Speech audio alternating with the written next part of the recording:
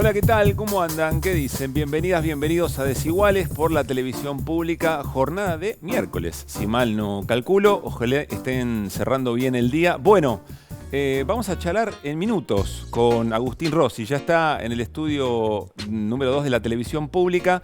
Claro, Agustín Rossi siempre es alguien con quien da muchísimo gusto hablar de política, en términos generales, más allá de las coyunturas. Pero en este momento en particular, Germán Martínez, el jefe de la bancada del oficialismo en la Cámara de Diputados, reemplazando, por supuesto, después de la decisión de la renuncia a esa presidencia de Máximo Kirchner, es un hombre que tiene el control, por lo menos, de cómo se tejen en el Senado los apoyos y los consensos para la negociación con el fondo. Y ha trabajado espalda con espalda, hombro con hombro, con Agustín Rossi, así que es alguien que lo conoce. Pero además vamos a charlar con Agustín Rossi sobre todo lo que tiene que ver, por supuesto, alrededor del tema Fondo Monetario. Tengo muchas ganas de preguntarle a Agustín Rossi cómo está viendo a la militancia en medio de todas estas discusiones, teniendo en cuenta que el kirchnerismo o el peronismo en general ha recuperado tanto vigor en términos militantes a partir de la experiencia kirchnerista, y en esto me encantaría saber cómo la ve, cómo siente que efectivamente recibe y percibe estas cuestiones. Me gustaría preguntarle por la provincia de Santa Fe, lo vamos a hacer también, y bueno, sobre las diferencias que aparecen entre dos hombres importantes del gobierno, como es Aníbal Fernández y también Sergio Berni. Pero, insisto, charlar un poco de política con Agustín Rossi siempre viene muy bien y eleva el debate político. Así que esa será un poco la promesa más general del programa de hoy. Antes de ir a la apertura, ya se va volviendo una tradición de Desiguales en la televisión pública, le quiero mandar un abrazo muy grande a Carlos Ginsburg, fanático de Desiguales, nos ve todas las noches, nos espera en la televisión pública. Un abrazo de todo el equipo, ojalá que se ponga bien, y a toda su familia, a Diana, a Rubén, a Ariel y también a su compañera Alicia. Así que, Carlos, un abrazo grande. Que pases un lindo rato con nosotros acá en la televisión pública.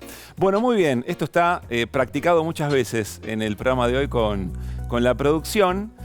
Me voy a apoyar en este mismo momento, ustedes van a pensar que esto es un chiste, pero no, en 730.000 pesos.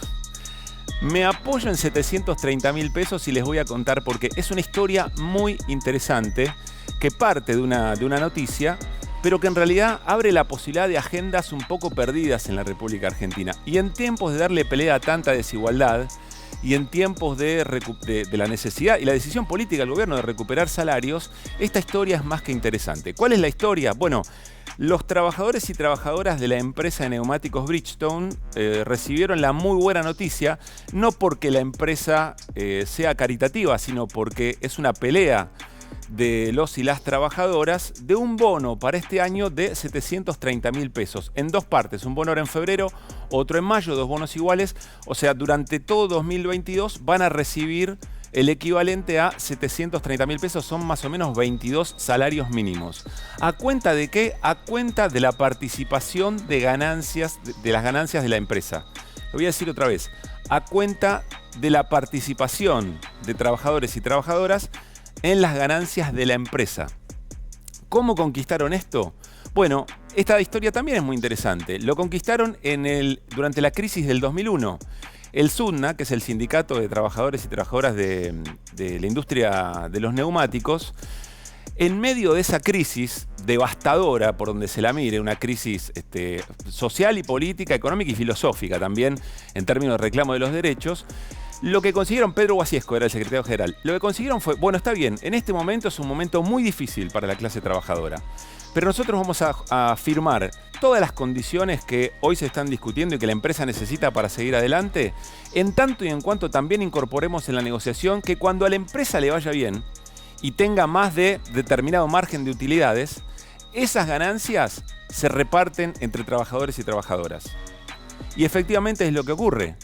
Se dio una pelea interesante porque, claro, esto implica que trabajadores y trabajadoras conozcan los números de la empresa. El sindicato SUTNA viene de una discusión en este sentido y con los números arriba de la mesa, este es el bono que van a obtener durante el 2022 a cuenta de ganancias de la empresa Bridgestone, 730.000 pesos. Pero hay más para contar sobre esto. En el año 2011, si no me equivoco, el por entonces diputado Héctor Recalde del Frente para la Victoria propuso una ley. propuso una ley que de alguna manera reglamente lo que dice la Constitución Nacional, artículo 14 bis, es taxativo. El derecho a los trabajadores de participar en las ganancias de las empresas. Me explicaban hace un rato que en la Facultad de Derecho se estudia que hay derechos que son operativos y hay derechos que son programáticos. Los operativos, ni bien la Constitución los enuncia, ya se cumplen. Por ejemplo, el derecho a la libertad de credo o el derecho a la propiedad incluso.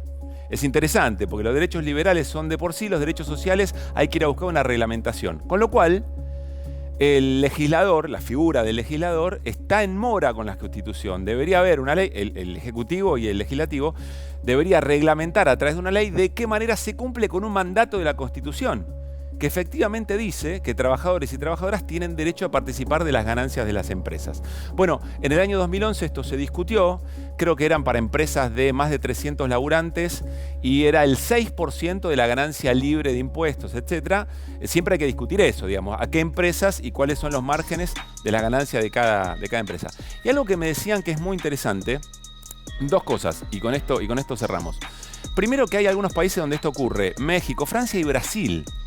Pero en Brasil tiene otra connotación, porque se instaló de tal manera que, claro, los básicos son pocos, se aumenta el salario o se llega a un salario interesante en función de los márgenes de ganancia, pero es más parecido a la pelea por la productividad. Puede ser un engaño, porque tenés a la clase laburante laburando a destajo para poder llegar a un salario interesante.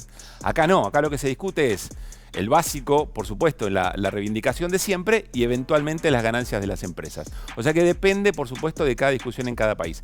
Pero otro elemento, me parece que es lo más importante que me decían, es el problema para las cámaras empresariales no es el número, no es el bono, es la señal política. Es el hecho, primero, de generar conciencia política de que efectivamente es mandato de la Constitución que los laburantes participen en la ganancia de los trabajadores. En su momento, claro, participamos de las pérdidas en el 2001, participemos también de las ganancias. Era muy claro lo que negoció el SUTNA.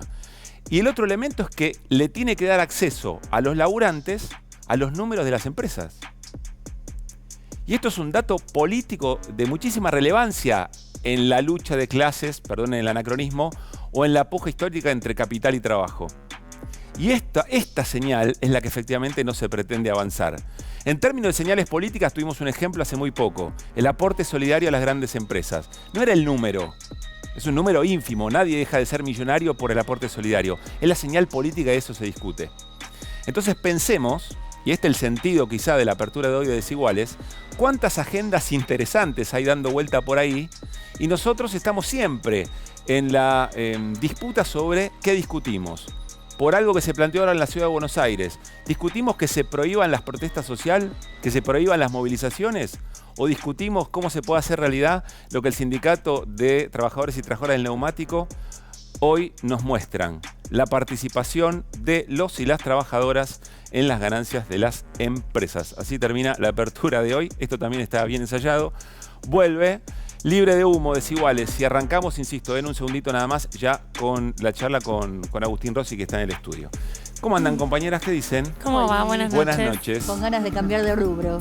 Con ganas de cambiar de rubro, sí, al neumático. Al neumático. Pero ya mandamos currículum, sí. todo. O con ganas de dar la pelea, ¿no? También. Bueno, tenemos una oportunidad hermosa. Somos trabajadores y trabajadoras de la comunicación y la agenda pasa por nuestro filtro. Así que bueno. Sí, ¿sabés que hay algunas pymes, cámaras pymes, que, viste, cuando se hablaba todo lo que tenía que ver con cambios en las indemnizaciones, lo de la mochila argentina, sí, todo eso, que decían, si podemos avanzar en algún cambio en la legislación laboral, sí estaríamos dispuestos a ceder en ganancias empresarias, como un arma de negociación. Pero bueno, lo plantean algunas cámaras pymes aisladas. Claro, hay que ver la letra fina, porque además que no sea la discusión de productividad, porque entonces vamos a estar todos laburando no sé cuántas horas para llegar a un determinado... Nadie más hace huelga, por ejemplo. No, si claro, así, digamos, ¿no? es peligroso. Es una discusión interesante que hay que dar. Bueno, Flor Barragán, ¿por dónde vamos hoy? Sí, hoy vamos a estar hablando de la deuda con el Fondo Monetario, pero hoy desde otro lado, y es ¿quién y cómo se va a pagar la deuda? Es una pregunta que nos vamos a hacer,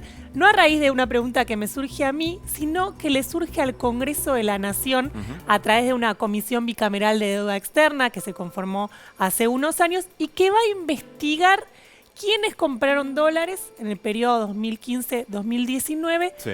para qué se usaron y en el caso de que se hayan fugado, hayan obtenido ganancias extraordinarias, dice esta comisión bicameral de deuda, bueno, ¿por qué no hacer con esos dólares, repatriarlos y pagar la deuda? Bueno, parecía lo que charlábamos recién. Más allá de lo factible o no, que esto esté arriba de la mesa en el marco de la discusión con el fondo, me parece que es un elemento interesante, ¿no? Sí, es algo que te digo, nunca ocurrió en Argentina. Sí ocurrió el hecho de investigar la fuga de capitales que se conoce. En verdad es la formación de activos externos, Sí. todos lo decimos fuga. Sí se hizo, seguro recordarás, en el 2001, Sí. un librito muy finito que hay. Trajimos la tapa después para compartirla. Muy bien. Que se compartió y se dijo, bueno, estas personas fueron las que fugaron, eso fue en el 2001, la investigación la hizo el mismo Congreso.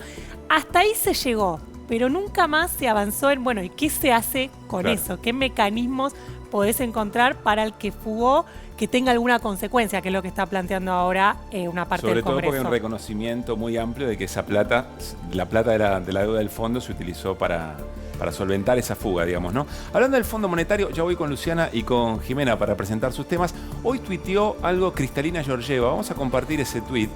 Es la titular del Fondo Monetario Internacional. La traducción, por supuesto, dice: un placer de hospedar a Joseph Stiglitz en el Fondo Monetario hoy. Gracias por compartir sus excelentes ideas sobre cómo abordar los problemas interrelacionados de la desigualdad, homenaje a nuestro programa, la tecnología, el cambio climático y la emergencia de la pandemia. No podría estar más de acuerdo, dice Cristalina Georgieva, el multilateralismo es más importante que nunca. Se sabe, Flor, que Stiglitz es un defensor importante en términos internacionales de la estrategia de la Argentina respecto a la negociación con el fondo. Sí. ¿Esto significa algo? ¿Puede sumar algún poroto para la Argentina en lo que resta discutir? Mira, si alguien está haciendo lobby, pero un lobby desde el punto de vista positivo, ¿no? A favor de Argentina en el mundo hoy es Joseph Stiglitz, que es el mentor de Martín Guzmán, con quien estudió Martín Guzmán en Estados Unidos. Y en este caso, si puede cambiar o no, ¿cuál es el pedido concreto que está haciendo Stiglitz? El de las sobretasas de interés. Lo planteó públicamente en reiterados artículos. Si bien ahí Cristalina Georgieva no dice, hablamos de las tasas de interés. Ese tema, claro. No, claro, no menciona ese tema, pero sí es un tema que va a tratar el FMI seguramente este año. Y que te digo más, Bien. no es que vamos a dejar de pagarle al FMI porque se bajen las sobretasas, pero 1.000 millones de dólares por año que puedas bajar de deuda realmente es algo interesante. Bueno, lo levanta muchísimo Georgieva. Está en discusión también qué autonomía tiene Georgieva para tomar decisiones respecto del fondo. Acá la oposición es un 4 de copa, Stiglitz. Un premio Nobel de Economía, pero para la oposición es un 4 de copa que no... Sí, sí, ninguneado, ¿no? Acá Sí. ninguneamos premios Nobel, no se Sí, importa. no se importa. ¿Cómo te va, Luciana? Buenas noches. ¿Qué tal? Buenas noches. ¿Por dónde vamos hoy? Bueno, vos te acordarás que el G20 fue una de las ventanas al mundo para el macrismo, ¿no? Sí. Y se usó, entre otras cosas, para hacer espionaje, pero sobre todo para hacer negocios. Yo me acuerdo de las banderas estadounidenses decorando la Plaza de Mayo. Eso me lo acuerdo perfecto. Bueno, Cuando vino el presidente, el por entonces presidente de los Estados Unidos también. No sé si en esa ocasión o en otra, pero recuerdo eso puntualmente. Bueno, y en este marco, Patricia Bullrich, que estuvo al frente del operativo de seguridad, lo utilizó para hacer compras vinculadas a armamentos, chalecos y demás. ¿Qué pasó con todo esto? Llegó después de la cumbre. Así que vamos a Se ver. compró para eso, pero llegó después. Exactamente. Falló el flete. Falló el flete. Sí. Bueno, vamos a ver un poco qué compraron, a quiénes beneficiaron y por qué hoy por hoy Patricia Bullrich y algunos integrantes de su ministerio, bueno, enfrentan una denuncia por malversación de caudales públicos. Y si querés también podemos hablar algo de Julio Contegrán, el procurador de la provincia de Buenos Aires, Sí. porque viste que la bicameral están investigando por qué tenía un teléfono encriptado. Que se lo había dado la Agencia Federal de Inteligencia, Que ¿no? se lo había dado a la Agencia Federal de Inteligencia, y te acordarás que él, cuando fue a la bicameral de inteligencia, le preguntaron, bueno, ¿usted por qué tiene Sí. este teléfono encriptado? No, porque yo participé en unas reuniones del G20, también ves que es la excusa casi para todo, y además para comunicarme con la DAJUDECO. La DAJUDECO es la oficina de escuchas de la Corte Suprema. Bueno, recién acaba de llegar la respuesta de la Judeco, porque la bicameral dijo, bueno, vamos a preguntarle. Sí. Bueno, la Judeco dijo, sí, participamos en una reunión el 23 de noviembre de 2018, un par de días antes, porque teníamos que analizar, bueno, cómo hacemos si llegaban amenazas telefónicas en esos días. Sí.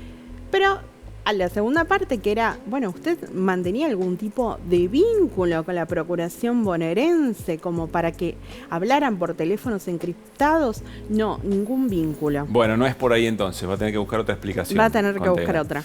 Bueno, les recuerdo, ya está Agustín Rossi en el living de Desiguales, esperando para la charla con todo el equipo. Y lo que va a contar ahora Jimena Fuertes es muy importante, le va a dar sentido a una parte de la conversación política con Agustín Rossi. Jimena, ¿qué está pasando en el Congreso alrededor del acuerdo con el Fondo Monetario? Todavía estamos esperando la letra chica, tanto nosotros los ciudadanos como el oficialismo, como también la oposición, porque ¿qué pasa? Están haciendo cálculos a ver cuántos van a votar. Los números en principio dan, lo que pasa es que hoy dirigentes del macrismo empezaron a decir que, ya lo venían diciendo de igual modo, que por ahí no hacía falta que se vote la ley en el Congreso, sino que se pueda derogar por otro decreto, o que en todo caso podemos votar generalidades, pero que el ajuste o la disciplina fiscal es materia del gobierno, no de la oposición. Eso lo está diciendo el PRO, no lo está diciendo la UCR, no lo está diciendo la coalición cívica, pero lo está diciendo el PRO. Claro. Dentro, que es la fuerza que de alguna manera hegemoniza adentro de Juntos por el Cambio. ¿Y en el oficialismo qué está pasando? En el oficialismo hay cierta tranquilidad con que los números dan, el cálculo que hacen es un cálculo que les da holgado para poder lograr el acuerdo, porque bueno, venimos de contar aquí ya en varios programas la crisis que sucedió dentro del oficialismo a partir de la renuncia de Máximo Kirchner a la bancada oficialista, y que en términos numéricos trae eso.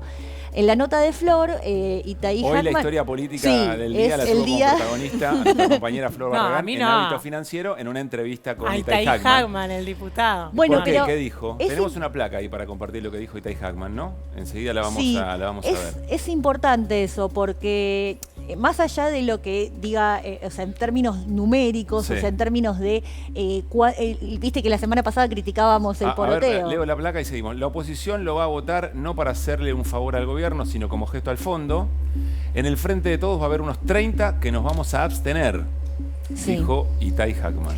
Ojo, esa abstención, y además me decían también fuentes de este sector que tampoco van a salir a militar en contra de la aprobación, o sea, no van a salir a juntar más gente. Yo estuve haciendo algunos cálculos así a mano, como hacíamos en el colegio, y los números no me dan, porque por lo que tengo entendido, pongamos que todos los diputados y diputadas de la Cámpora voten en sintonía con... Ahí tenemos divididos los presuntos votos, lo que se está especulando ahora en función de los distintos espacios políticos dentro del Frente de Todos. Ahí tenés a la Cámpora con 18 diputados, siempre suponiendo que van a votar igual que Máximo, ¿no? Esa es la cantidad de diputados que tiene cada espacio. Exacto, dentro del Frente de Todos, o sea, las distintas organizaciones. Después tenés el Frente Patria Grande, donde está Itaí Hackman, que es la persona que nos viene a decir esto de investigar la fuga. Y después tenés la CCC de Carlos Alderete, que suman 2 más. A mí me faltan 7.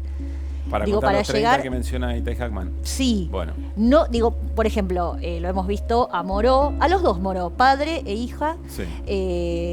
Siendo muy críticos. Siendo muy críticos, Moró dijo, bueno, se puede incluso, llegó hasta decir, vamos a meter cambios. Después eso se fue para atrás, no están avanzando en ese sentido, no va a haber cambios, ya viene cerrado, dijo Itaí, sí. Lo que dijo es que viene el paquete y ya está, se aprueba o no se aprueba, pero es ese mismo paquete. No es que en el Congreso van a decir, cambiemos la meta del déficit fiscal, no. O sea, lo que se aprueba es lo que viene. Pero ahí lo que planteaba el diputado Itaí Hackman no es una abstención para que el acuerdo no salga. Ellos quieren que salga, porque el gobierno quiere que salga, digamos, el gobierno, el Frente de Todos, quiere que haya acuerdo con el fondo, no quieren un default. Y esa abstención significaría manifestarse en contra de algunas cosas que se cerraron en ese acuerdo, pero sí quieren que salga, y como podría salir con las abstenciones, bueno, sería una forma de manifestarse. Bueno, vamos a seguir charlando sobre esto, por supuesto, mientras nuestra conversación con Agustín Rossi. Vamos a ir ya al living de Desiguales, a charlar ni más ni menos con quien ha tenido una responsabilidad muy importante conduciendo la bancada oficialista, si mal no me equivoco, por 8 años. Agustín, ¿qué tal? ¿Cómo anda? Todo bien. Bienvenido a Desiguales, ¿eh? Muchas gracias por la invitación. Ex ministro de Defensa en 2 oportunidades, de Cristina Fernández de Kirchner, de Alberto Fernández, y 8 años, ¿no? Al frente de la bancada del 8 años del oficialismo. En la primera oportunidad y 2 años después. Claro.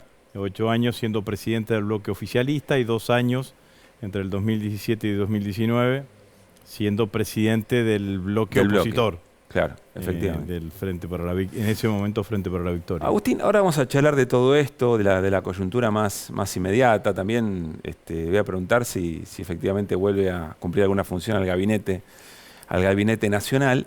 Pero tengo ganas de charlar, de arrancar algo más genérico. A tu criterio, ¿cuál es el desafío mayor que tiene la política argentina hoy?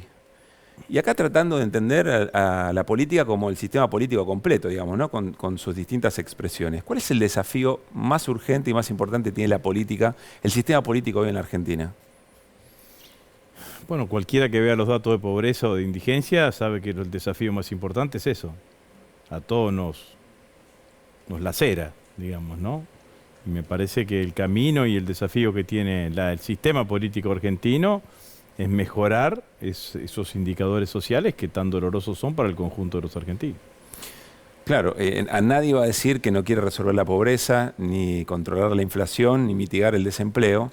Lo cierto es que en el cómo aparecen diferencias que parecen irreductibles, digamos, porque siempre se dice que tiene que haber un acuerdo general a mediano o largo plazo entre toda la dirigencia política, pero a veces se anulan las diferencias y las tensiones lógicas que hay sobre cómo se logra eso, ¿no?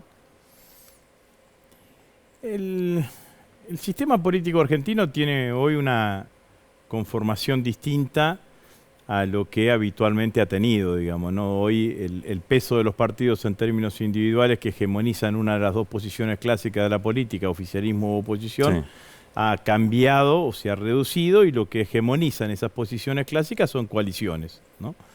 Y pareciese que en el futuro va a seguir siendo así por bastante tiempo. Y eso nos asemeja más a lo que pasa a veces en países europeos con sistemas parlamentarios, y también nos cuesta acostumbrarnos a esa situación. A mí me parece que hay momentos en donde en el sistema político las diferencias son muy grandes y que cuesta encontrar acuerdos, y hay momentos en donde se pueden encontrar puntos de acuerdo, puntos comunes. Tampoco me asusta que haya un sistema político en donde haya dos expresiones con diferencias ideológicas sostenidas argumentalmente. El problema es cuando... Bueno, pero eso obtura el desarrollo de políticas. No sé si obtura el desarrollo de políticas. No necesariamente es así que obture el desarrollo de políticas que haya un sistema con diferencias ideológicas claramente marcadas. En algún momento habrá un espacio político que se predomine y que se lleve adelante, y en otro momento habrá otro espacio político. A ver, nosotros perdimos las elecciones en el 2015. Yo estaba en la oposición.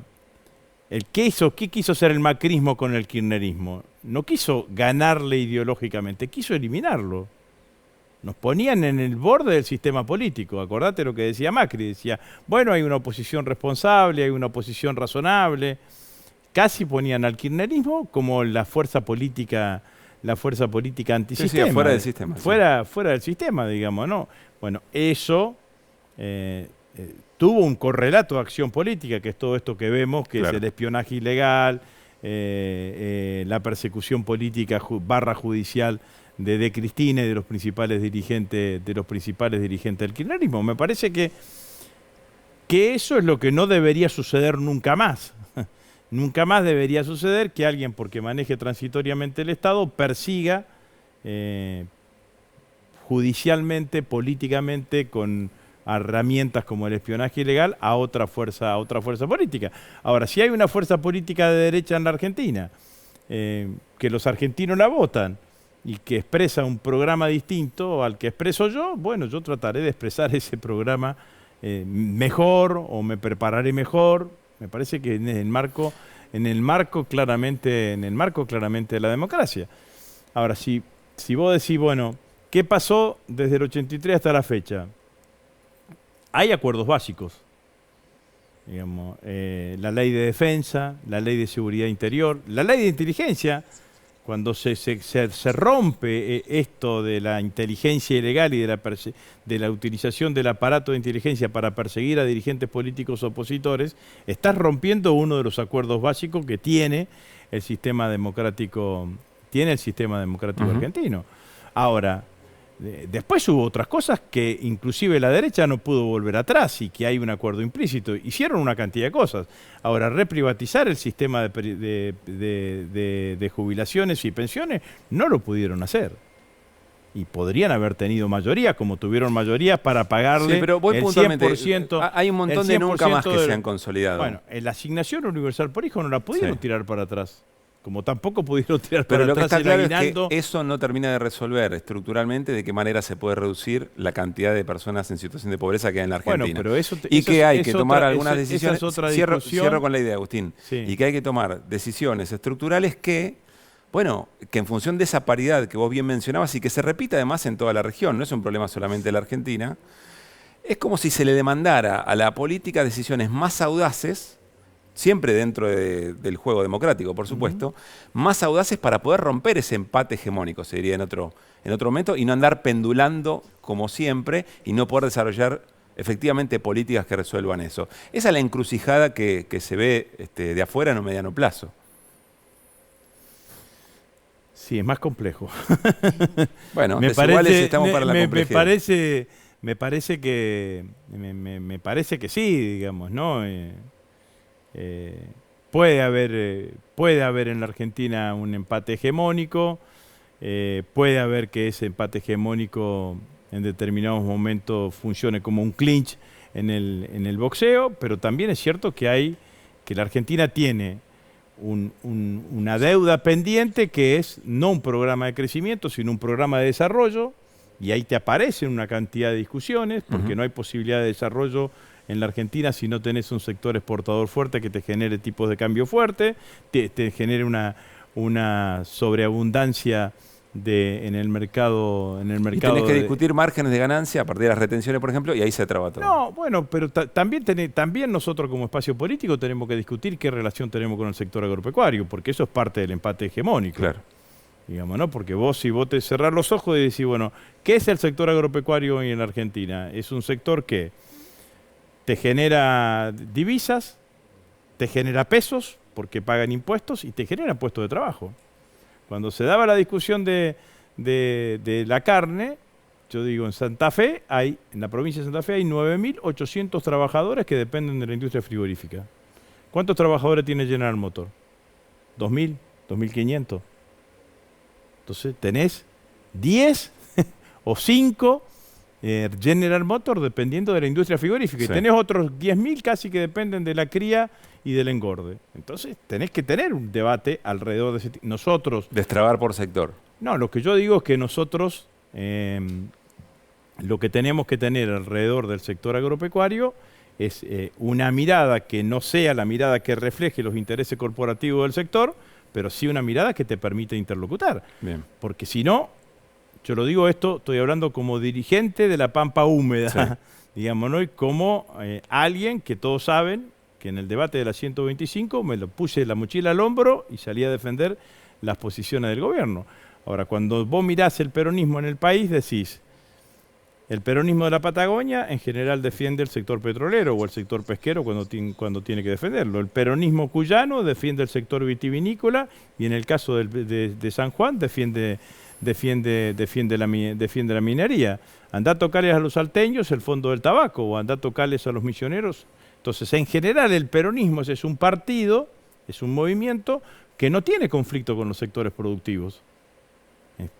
Tiene tensiones, pero no está alejado de los sectores productivos, porque lo que siempre hemos dicho, que nosotros tenemos un modelo de país que queremos un capitalismo productivo, que es lo que decía Perón, 50% para el capital, 50% para el trabajo.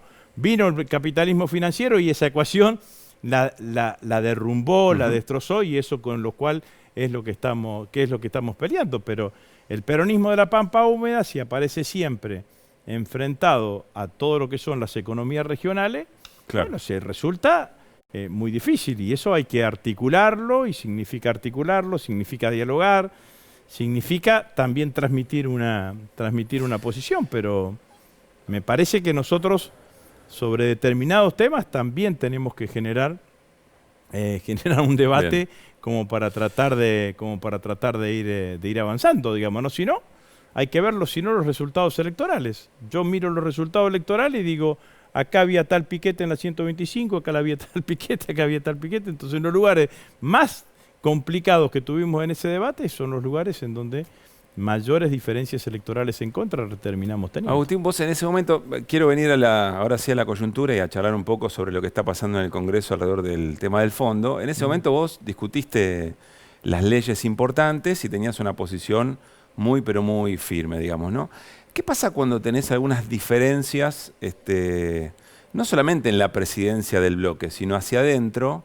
¿Qué dinámicas políticas aparecen ahí? La producción, que es muy danina, encontró un discurso tuyo discutiendo ley de RT, si no me equivoco, donde vos decías cosas como esta. Mirá, lo compartimos. Entonces, en esa idea es que venimos acá a proponer este proyecto de ley, que no es la media sanción del Senado, es el proyecto de ley que envía la Presidenta de la Nación. Y nosotros somos el bloque oficialista, no somos libre pensador, no somos parte de una entelequia, somos parte del proyecto político. Hemos sostenido nuestro. Bueno, con la característica retórica que tenés, ahí estabas haciendo esa defensa. No te quiero preguntar si Máximo estuvo bien, estuvo mal. Quiero preguntarte qué opinás a la vista de todo esto y tu propia manera de entender la política en el Congreso, todo lo que se generó efectivamente a partir de esa diferencia que expresó Máximo y cómo ves la situación hoy. No, pero me parece que lo que eligió la producción es lo que tiene que hacer un presidente del bloque oficialista. El presidente del bloque oficialista es un lugar de mucha sensibilidad. La sensibilidad viene dada no por las múltiples tareas que tenés que hacer como presidente del bloque, sino que la sensibilidad viene dada fundamentalmente porque sos el que estás obligado a construir las mayorías parlamentarias y los consensos legislativos del gobierno del cual sos oficialista. Entonces, si vos no te sentís en condiciones porque estás en desacuerdo con un tema específico, con un tema en particular, es muy difícil que vos estés en condiciones de cumplir con esa tarea. Entonces, me parece que lo que hizo Máximo fue liberar. Se liberó él para decir, yo puedo decir lo que pienso sin tener la obligación de representar la mirada de todos los diputados, porque hay diputados que claramente van a votar a favor, acompañando la decisión del gobierno, y liberó al presidente, para que el presidente pueda elegir un presidente del bloque que esté en sintonía, que esté de acuerdo con las políticas oficialistas. ¿Quién es el presidente del bloque por autonomacia desde la recuperación de la democracia? Jarolaski. Hablaba Jarolaski y hablaba Alfonsín en el Congreso. Era eso, eso era así. El otro día, en un reportaje con Daniel Toñetti, sí, él nos recordábamos del debate de la ley de evidencia de vida. Y ahí el que vota a favor, pero hace un discurso en contra, es Federico Storani. ¿Se acuerdan ustedes? Que dice, voto con asco, pero no era el presidente del bloque. El presidente del bloque defendió la posición de su gobierno. Y si llega un momento en que siente que no la puede defender por diferentes circunstancias, es razonable que dé un paso al costado. Me parece, entonces de esto es lo que se trata. Lo otro que quiero decir es que las situaciones políticas no son comparables. Lo dije en un momento al principio de la nota. Yo era el presidente del bloque de Cristina. Y era una situación de partido. Si bien éramos el frente, pero era un partido. Ahora somos una coalición. Y como dije recién, digamos, ¿no? Las coaliciones se hacen entre los que piensan parecido, no entre los que piensan, no entre los que piensan iguales. Y cuando uno ve cómo funcionan, por ejemplo, los sistemas parlamentarios en los países europeos, que funcionan mucho con el sistema de coaliciones. La realidad es que muchas veces estas situaciones se dan y no generan tanto dramatismo. Y lo que el lunes pasado parecía que también iba a generar una situación dramática hacia el interior del Frente de Todos, el propio Máximo en su renuncia le pone límites y la acota a un lugar que es la presidencia del bloque y a un tema que es el acuerdo con el Fondo Monetario Internacional, porque dice, yo voy a seguir perteneciendo al bloque, voy a trabajar temas, da un listado de temas que le interesa trabajar, algunos de ellos son iniciativas del Poder Ejecutivo, entonces me parece que la situación es menos dramática de lo que puede ser, pero la verdad que yo lo entiendo. ¿Cómo haces para convencer a un bloque, conciliar con los otros bloques si vos no estás convencido o si vos vas a votar en el recinto absteniéndote o votando en contra, no sé qué se terminará pasando, pero no votando el proyecto que tenés que defender? Es muy difícil. Jimena Fuertes tiene consulta para Agustín Rossi. Sí, a partir del tema que estábamos conversando hoy con las compañeras, la discusión sobre quién va a ir a pagar esta deuda y si se puede ir a buscar en los activos externos o en la fuga o en los grandes capitales financieros que se fueron durante el macrismo, los fondos para poder pagar al FMI, si le parece apropiado que se dé esta discusión en este momento en el Congreso y en la sociedad también, digo, porque como ciudadanos también nos lo esto planteamos. también lo planteó Cristina, ¿se acuerdan ustedes? Sí. En el discurso del 10 de diciembre, que dijo habría que pedirle al FMI ayuda para que se detecten las fortunas que están en cuentas offshore, en los paraísos fiscales. Claro que se podría hacer el intento, se podría llevar adelante, sería lo justo. Lo que hicieron es de un grado de irresponsabilidad absoluta, no solamente por el monto de la deuda, sino por la forma de pago que eligieron. Habría que sentarlo, esto lo ha dicho Germán Martínez en muchas oportunidades, sentarlo a Duhovne y decirle, ¿usted creía que en el año 2022 iba a tener 20.000 millones de dólares para pagar deuda? ¿Usted creía que la economía argentina iba a hacer eso? La verdad que fue todo un grado de irresponsabilidad, El presidente lo dijo el 1 de marzo del año pasado y llevó la denuncia al Procurador General del Tesoro, Carlos Zanini, llevó la denuncia a la justicia por incumplimiento de deberes de funcionario público y demás. Bueno, todo eso es... ¿Pero crees que hay condiciones políticas para ir, como decía Jiménez, sobre quienes se la llevaron? ¿Condiciones políticas para ir sobre las que se llevaron? ¿Qué significa eso? Podés tratar de generar condiciones para que... a través de acuerdos con organismos internacionales, te permitan detectar dónde está eso y después tendrás ese dinero y después tendrás que ver si es se puede reingresar, si se le puede incorporar cuestiones impositivas. Hay toda una andamiaje legal. Digo, no pudimos declarar ilegal la deuda que tomó la dictadura. No pudimos declarar ilegal la deuda. Lo que decís es que no ves condiciones políticas. La deuda no digo que es difícil, no digo que no haya que hacerlo. Una cosa es la voluntad política y otra cosa, digo, no es soplar y hacer botella. Digo, la Argentina no pudo declarar ilegal la deuda que tomó la dictadura. Lo hizo un gobierno democrático, elegido. Bueno, todas esas cosas dificultan la situación. A ver, le pregunto a Flor, detallamos un poquito lo que planteó Itai Hackman o lo que surgió en la charla con Itai Hackman, Flor, sobre esto.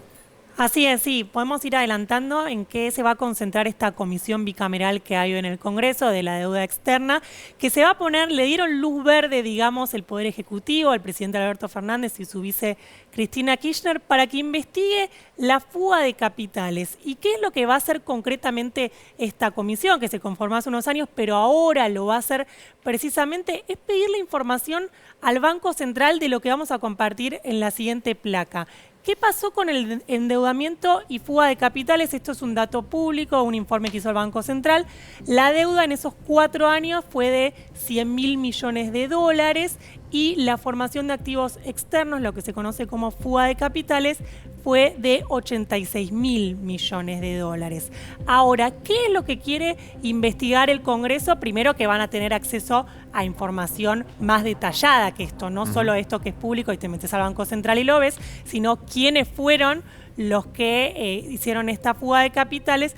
Bueno, en base a eso lo que quieren es buscar mecanismos para ver si esa fuga efectivamente se podría repatriar y utilizarla para pagar deuda o para reforzar las reservas del Banco Central, o distintos mecanismos que están analizando a ver qué se puede hacer. Lo que sí hay que aclarar es que si vos hablas de fuga de capitales, no es solo alguien que viene con un bolso de dólares, se sube a un avión y lo lleva a otro país. Digo, si vos vas al banco porque te llegó un WhatsApp que te dice que te van a confiscar tus ahorros y decís, tengo miedo, lo saco del banco, eso también se contabiliza como fuga. Entonces, ¿qué es lo que va a hacer el Congreso? Va a investigar no al ahorrista que compró dólares y por ahí lo sacó del banco porque tuvo miedo. Van a ir contra las empresas. Eso es lo que se va a investigar y este es el dato. El 1% de las empresas que compró dólares para fugar, que son 853 empresas, adquirió divisas por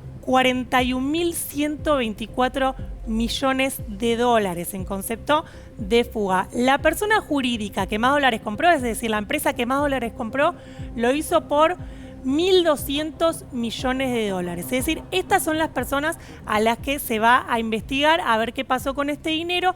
Y no solo es que vuelvan esos dólares, sino también, por ejemplo, si se fueron esos dólares del sistema y ahora esas mismas empresas le están tocando la puerta al central y le dicen, che, ¿me das dólares que tengo que pagar deuda? Claro. Ahí el central le puede decir, no, pará, pero yo ya te los di, no sé dónde están, bueno, usá los tuyos que ya tenés. Son muchos los cruces y con esto cierro. ¿Cuáles son las dificultades que tiene hoy el Congreso? Estas tres. Primero, el secreto fiscal y bancario de estos datos que está pidiendo el Congreso. Se va a tener que avanzar con ese tema, los cruces de información que se tiene que hacer no solo con Banco Central, con AFIP, con la Comisión Nacional de Valores, y también esto de qué mecanismo usás, digo, tener la información, ok, bueno, qué mecanismo usás para que eso se traduzca en algo concreto, en esto de quién va a pagar la deuda, lo vamos a hacer vos y yo, digamos, con un super ajuste en las tarifas y una baja en los subsidios, o lo va a hacer una empresa que fugó divisas. Esa es la pregunta que se quiere instalar entonces desde la Comisión Bicameral de Deuda con esto. Pero como te anticipaba, si podemos mostrar la tapa del libro, esto ya se hizo en un momento que el Congreso investigó la fuga de capitales. Bueno, después lo podemos compartir, pero salió un librito allá por el 2001.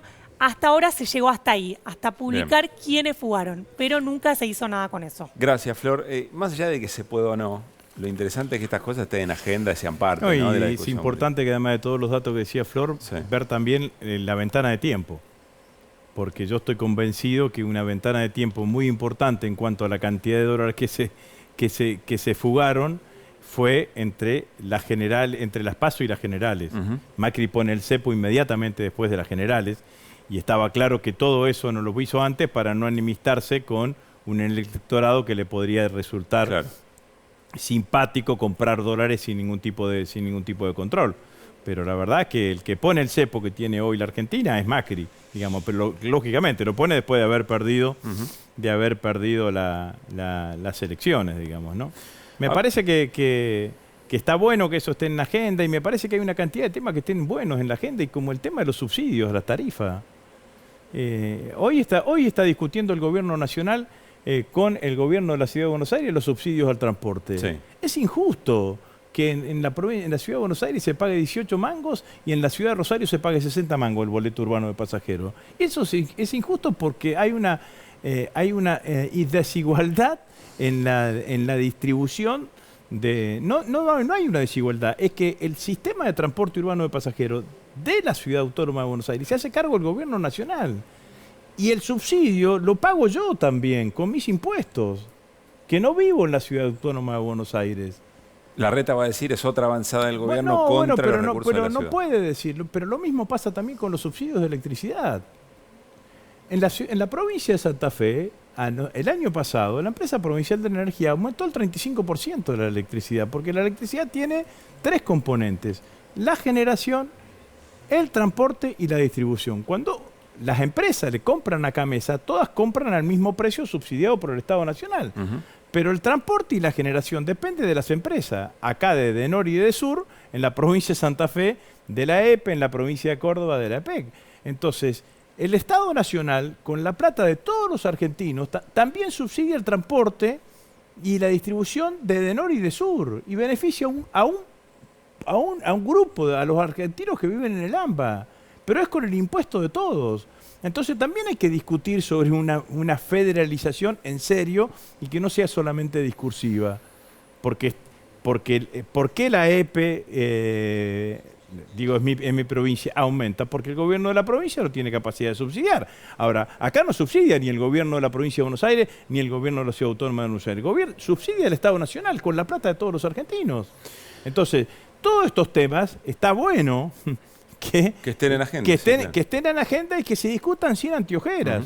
Porque si no, no terminamos de resolver todos los desafíos que tiene la Argentina. Bueno, ya seguimos charlando con Agustín Rossi. Vamos a hacer un corte. Al regresar le preguntamos si está cerca de volver a alguna función en el Gabinete Nacional. Tenemos la posibilidad de nuestro juego Antigrieta y seguir charlando, por supuesto, con quien fuera jefe de bancada del oficialismo y ministro en 2 oportunidades del Gobierno Nacional. Ya venimos.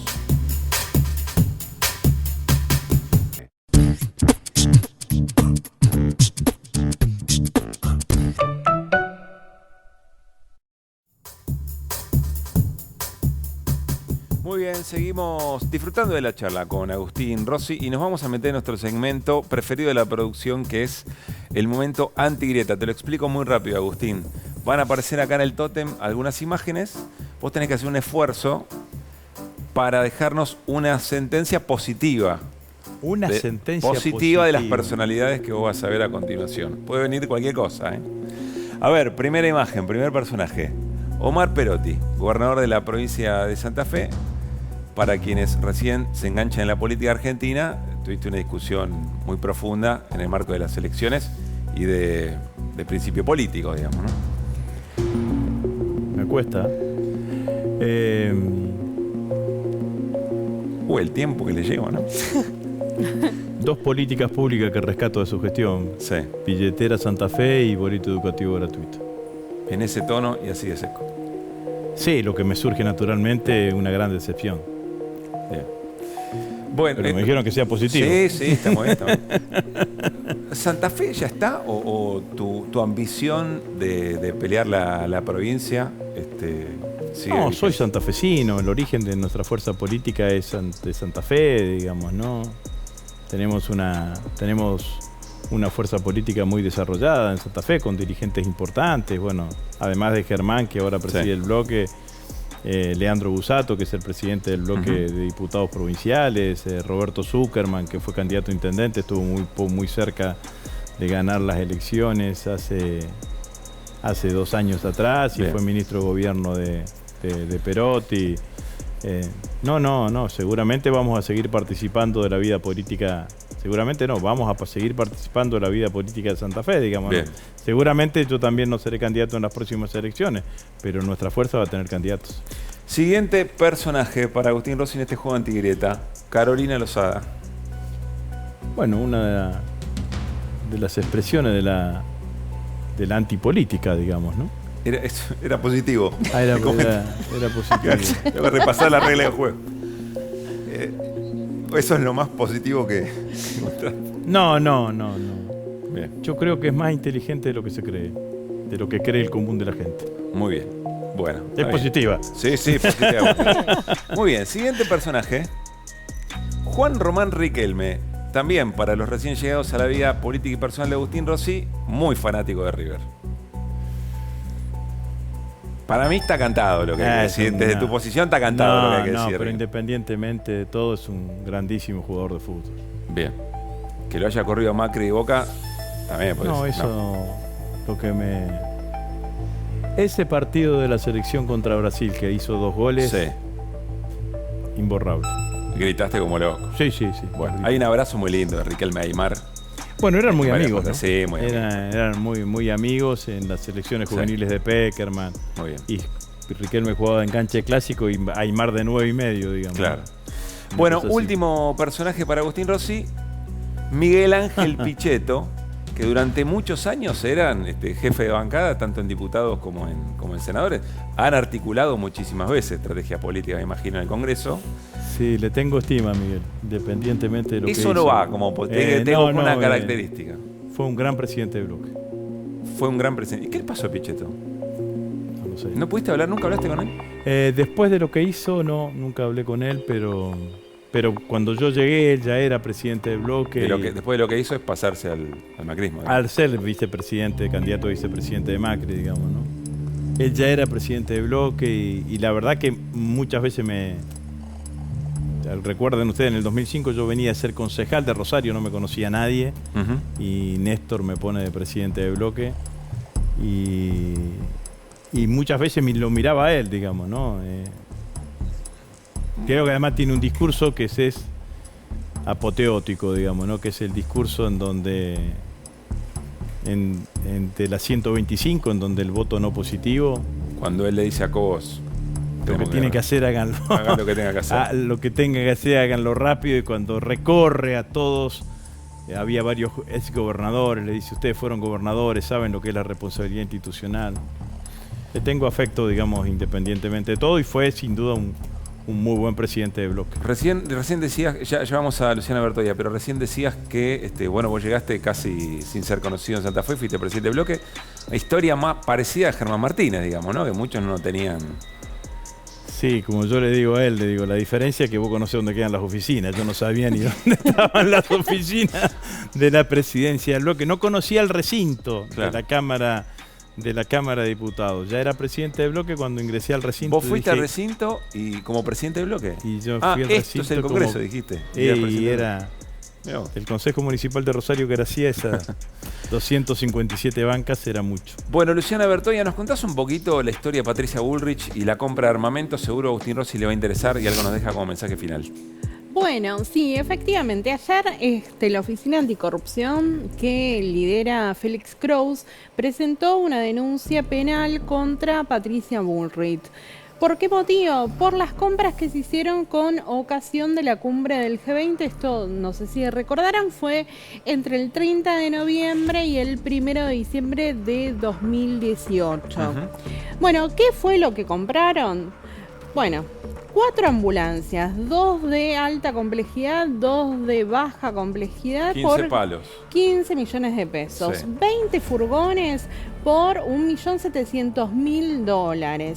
400 chalecos antibalas, en esto nos vamos a detener, 28 millones de pesos. ¿Por qué digo que nos vamos a detener? Porque se lo compran te para un misil nuclear uno de esos, ¿no? No sé. Fortuna. No sé cuánto sale un chaleco antibala, pero por lo que se pagó te frena un Exocet. Puede ser, porque en realidad aparte se lo compraron una empresa en particular, que era Artaj SRL, que el gerente se llamaba Alejandro Altoe. ¿Y por qué digo nos vamos a detener en esta persona? Porque es lo que hace la Oficina Anticorrupción. Dice, ojo, con esta persona fue funcionario de Graciela Ocaña cuando ella estuvo en el Ministerio de Salud. Sí. Y además, son integrantes de la misma Fundación Confianza Pública. Así que le piden que en esta investigación que va a estar en manos del juez Luis Rodríguez y de la fiscala Paloma Ochoa, que profundicen en estos vínculos. Bien. Pero las compras siguieron, ¿no? Ahí podemos ver que, entre otras cosas, también se compraron antiexplosivos, 200 uniformes ignífugos. Bien. Y, algunos ítems más, ¿no? Y concretamente, ¿qué dijo Patricia Bullrich después de que se conoció esta denuncia? Ella dice, esto es una vendetta del Ministerio de Seguridad, es Aníbal Fernández porque me criticó. Y este fue el G20 más exitoso de la historia del G20. Yo no tengo que rendir cuentas, las cuentas las rendí ante la organización del G20. Bien. Veremos si la justicia piensa lo mismo. Bueno, ¿qué te pasa con estos episodios, Agustín? Por supuesto tiene que investigar la justicia, esto es presunto, digamos, ¿no? Y cuando escuchaba a ustedes que decían el remis llegó tarde y ese tipo de cosas, digo, donde no llegaron tarde fueron las armas que fueron a Bolivia, digamos, ¿no? Donde claramente hay una responsabilidad del Ministerio de Seguridad conducido por Bullrich. Lo que me pasa es la impunidad con que contesta. Tengo que rendir cuenta de la organización del evento. Vos sos funcionaria pública y actuaste como tal, entonces tenés que rendir cuenta a los que te reclaman, hasta ante los que reclaman que rindan cuentas. Bien. La verdad que la gestión en materia de defensa y digo en materia de defensa, porque nosotros en fabricaciones militares revitalizamos la planta de chalecos. Las fabricaciones militares en Ferrocarril Beltrán tiene una planta de chalecos antibala. Tenía casi medio turno funcionando. Nosotros hoy tiene 2 turnos trabajando full time. Está proveyendo a las principales policías de las distintas provincias argentinas. Revitalizamos una planta de fabricación de municiones 9 milímetros. Cuando veo que se compra así indiscriminadamente, cuando sabés que hay y que existen las posibilidades de que se hagan acá en la Argentina, claro. Bueno, cuesta... Con la historia que tiene además la industria militar en el desarrollo de nuestro país. Sí. Agustín, compartiste el programa con nosotros. Lo último que te preguntamos, gracias por eso. Lo último que te preguntamos, ¿vas a volver a ocupar un rol en el Gabinete Nacional? Se está hablando mucho de esto. 4 cosas de esas porque se está hablando mucho. Sí. Obviamente que veo los trascendidos y las noticias y demás. Ninguno surge de mí, ni de ninguno de mi equipo de colaboradores, así que... ¿Ningún club te llamó? Todavía. Ningún club me llamó. Sí. En segundo lugar, no tengo ninguna ansiedad personal, digamos, ¿no? Como para volver al gobierno. Me siento cómodo en el lugar donde estoy, que es el llano. Soy un dirigente político que ya tiene muchísimos años y que sabe que se puede aportar desde cualquier lugar. No necesariamente tenés que tener un cargo en el gobierno para poder aportar al fortalecimiento del Frente de Todos y al liderazgo del presidente. Suelo decir que el traje de funcionario te lo pones cuando te designan y te lo sacás cuando tenés que irte, y que abajo siempre tiene que estar la camiseta del militante o del dirigente político, y eso se puede hacer desde cualquier lugar. En cuarto lugar, o en tercer lugar, o cuarto lugar, ya no me acuerdo, lo que sí es cierto que tengo una muy buena relación con el presidente. ¿Hablas mucho y con que él? hablo con el presidente cuando su agenda lo permite. Dialogo con él, a veces telefónicamente, a veces presencialmente, a veces surgen reflexiones. ¿Y con Cristina? Con Cristina restablecí mi relación después de lo que fueron las PASO, en donde Cristina apoyó la lista de Perotti. Alberto también, digamos, ¿no? Pero menos intensamente, claro. digamos. Pero sí establecí la relación y la dejé y está en un lugar que yo la reivindico, digamos, ¿no? Porque es un lugar de mucho reconocimiento personal, político y afectivo. Yo tengo mucho cariño por Cristina y tengo mucho respeto político por ella. Así que lo que hice después de las PASO es eso, es restablecer la relación en esos términos. Agustín, gracias por haber venido. No, muchas gracias a ustedes. Bueno, nos vamos. Mañana hay fútbol en la televisión pública. Es algo que siempre celebramos. Mañana juegan Patronato y Argentinos Juniors, el equipo del presidente, por otra parte. Y así que no va a haber desiguales. Nos vamos a encontrar el lunes a las 8 de la noche. Y quédense, música popular es la invitación. El Festival País, la previa, como siempre. Se viene la chaya, se viene la fiesta del chamamé. Hay de todo. Así que a disfrutar. Gracias por haber estado ahí. Un abrazo grande.